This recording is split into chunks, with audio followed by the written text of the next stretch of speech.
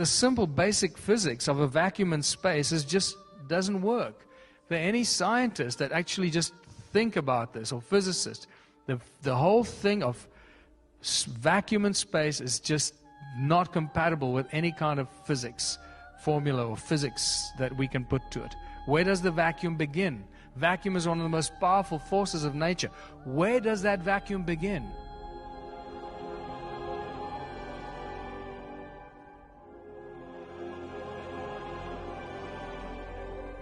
What you can't do in space or in a vacuum, what you can't do in an infinite vacuum is you can't propel sound, you can't have explosions, fire, propulsion, jet engines, rockets, none of this stuff. Can't do that because there's nothing to propel against.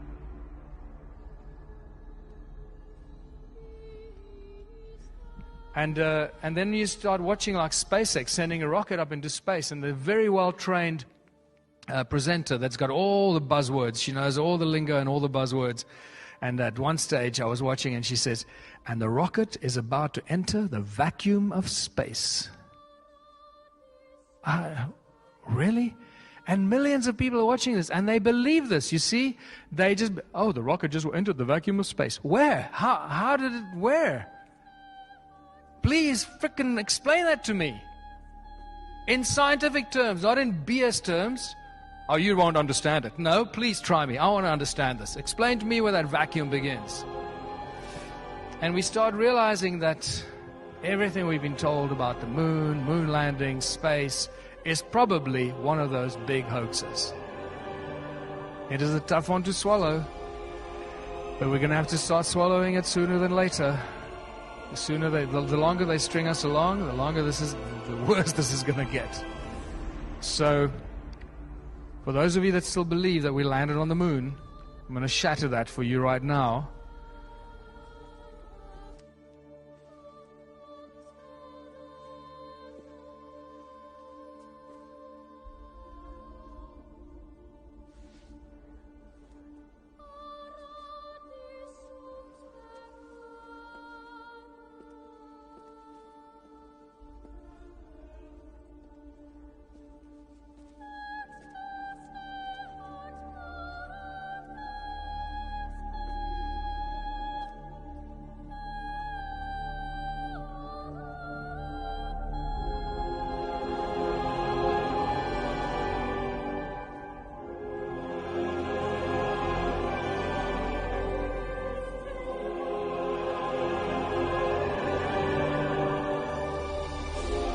Having seen hundreds of rocket firings when I was employed by Rocketdyne, I know that the jet of the lunar module lander, the lunar lander, would have created an enormous crater.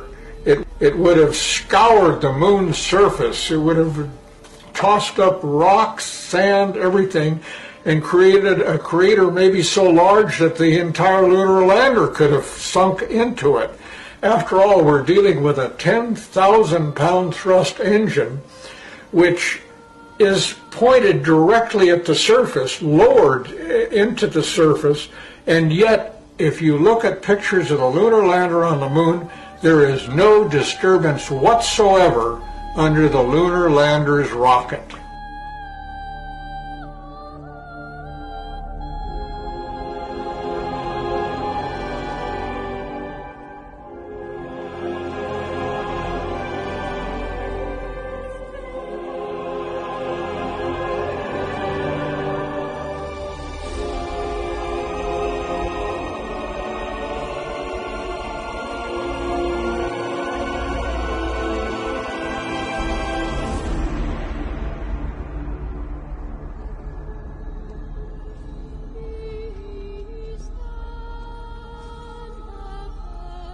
If you've not seen Jay Widener's Kubrick Odyssey, that's the first point of departure. Watch Jay Widener's Kubrick Odyssey, and you will never believe another word NASA tells you.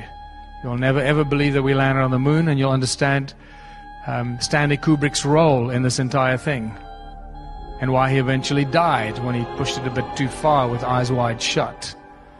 But basically, everything you've ever seen from the moon, all the images or footage of the astronauts was shot by Stanley Kubrick in the early days. I'm not sure who shot the more latter part, possibly him as well.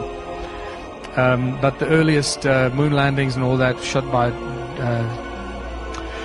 by Stanley Kubrick with his very, very specific style of cinematography. It's a dead giveaway, and that gave him basically the freedom to make whatever movies he wanted. He then made a movie called The Shining to tell us that he was the guy that shot the moon landings.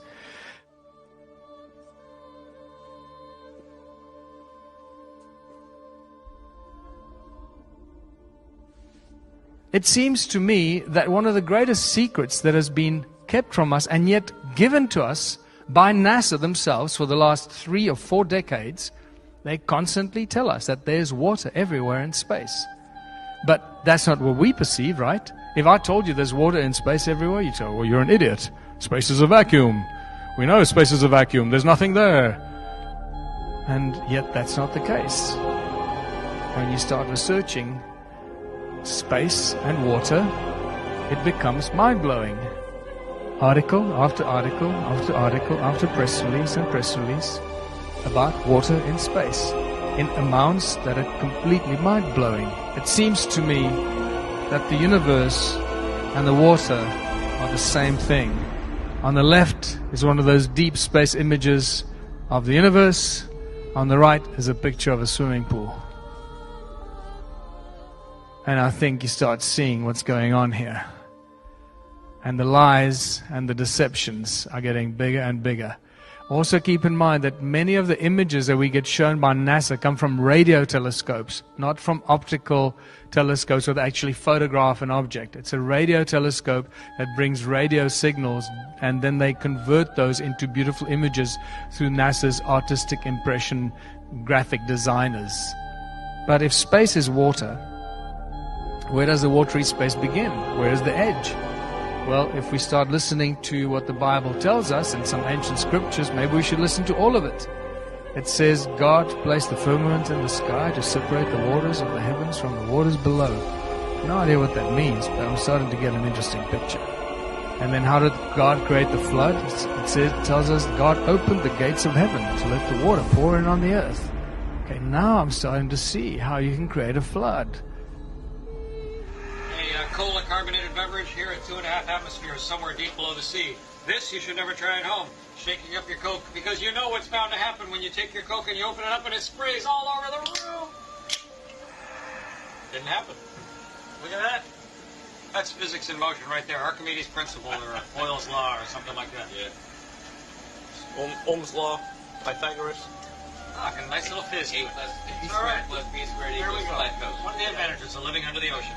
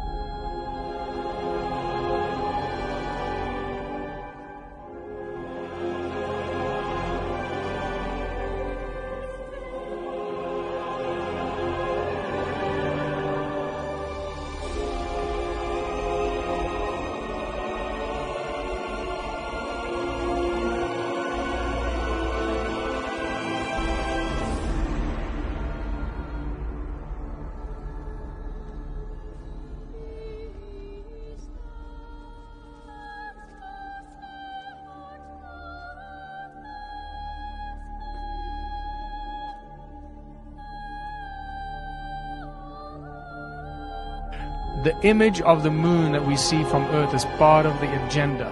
It's part of the particle physics agenda that I'm coming to. to make us believe of particles that make up everything in creation.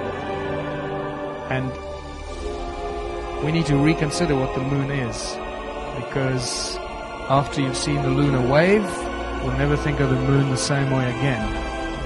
And this is what the lunar wave is. The first one was filmed in 2012, and it's this weird electronic glitch that goes across the moon every so often. It's been filmed hundreds of times now, not just by one person, but by many other photographers with very high definition lenses.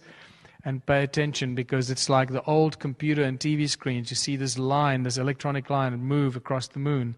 Follows the edges, the contours, and the line moves from bottom to top, from side, from left to right. It moves in all different directions. This has become known as the lunar wave, which gives us a very clear indication that the moon is not what we think it is.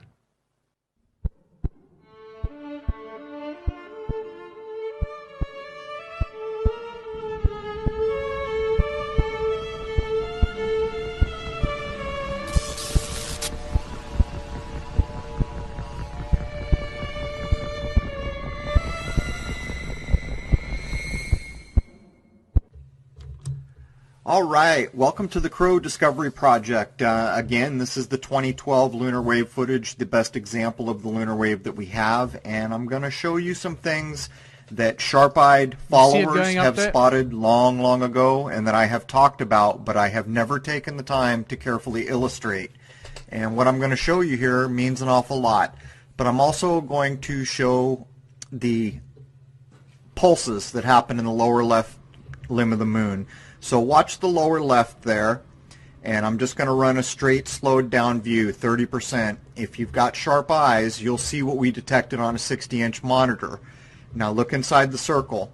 There's a pulse that goes from lower left to upper right, and in the next circle, the yellow one, there's a lateral sweep that goes from left to right straight across the screen. And this is all going on as the wave is starting at the bottom. So now look at the pulses backwards and forwards. That's backwards. This is forwards, coming from the lower left limb of the moon. You can see the pulses now that I've put filters on them, how they have a curved aspect to them. And if you've got sharp eyes, you'll see the sweep up above. Now what I'm going to show you now, we have talked about, and many sharp-eyed viewers have known that this was an important thing about this clip for a long time. Here comes the wave. Look at the dark underlined crater in the center of your screen. Watch how it's displaced, almost like you're looking through water. There goes the wave backwards, forwards, the wave hits the crater, displaces. This wave is displacing, as if you were looking through water, the entire image of the moon. Now, I've never taken the time to animate this. I have talked about it. There it is zoomed in. Now, this is running at 30%. And I'm going to zoom out. There goes the wave to the top, and there's going to be another wave coming in from the bottom. Now I'm going to run this at 30%, so as the wave comes in, you can choose any landmark you want. Here comes the wave from the bottom to the top. Choose any little landmark you can see there, and watch it be displaced. Now that round-looking ring crater, forwards, backwards, backwards, and one more time forward, and I'll zoom out. And you can watch it go all the way to the top. Again, this is at 30% with quite a few filters like find edge and some other things, invert. Okay, I think you get the gist of that. This has been filmed many times now, not just by one person. So it seems to me that that we're not looking at anything physical, and that this hologram or whatever the hell that is possibly hiding something that's really behind it. And then the Mars landing, you know, and when we first landed on Mars, I got so excited. I was just really excited about the Mars probe and all the pictures from Mars. Boy, it was like one of the happiest days of my life. So for me to come to terms and admit that this is probably a hoax is just really a tough pill to swallow. But unfortunately, we have to swallow these pills, because when you start researching the whole Mars landing and the experiments and the training they did in the Canadian Arctic on Devon Island, I suspect that pretty much everything and all the footage we've ever seen on Mars was actually just shot on Devon Island, very far northern Canada.